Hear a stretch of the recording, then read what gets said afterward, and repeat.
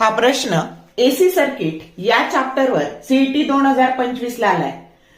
If the power factor changes from 0.5 to 0.25 because impedance changes from Z1 to Z2, then Z1 that is equal to X into Z2. The value of X is resistance remains constant. Option A 0.1, B 0.5, C 0.7 and D 0.4. तर आता आपल्याला power factor कुठून कुठे change झालेला सांगितलंय, तर तो 0.5 to 0.25 असा पॉवर फॅक्टर चेंज झालाय. रेझिस्टन्स कॉन्स्टंट आहे आणि impedance Z1 that is equal to x Z2. आपल्याला ह्या एक्स ची व्हॅल्यू काढायची आहे.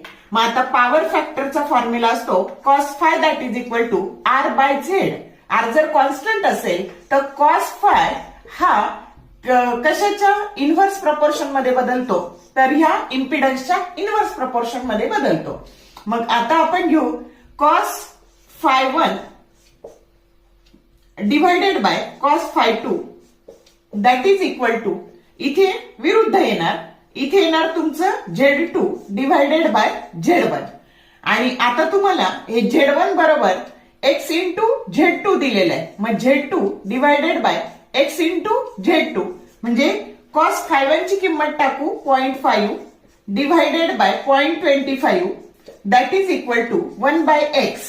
आता बघा हे 2 येणार आहे तुमचं, मग therefore 2 that is equal to 1 by x. मग एक्स बरोबर काय झाले, तर x that is equal to 1/2 आणि 1/2 म्हणजेच काय 0.5. समजलं का?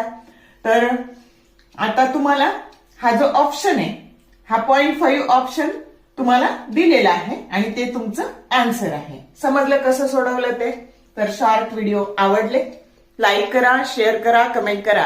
For more useful tips and tricks keep watching wings of physics. Thank you very much.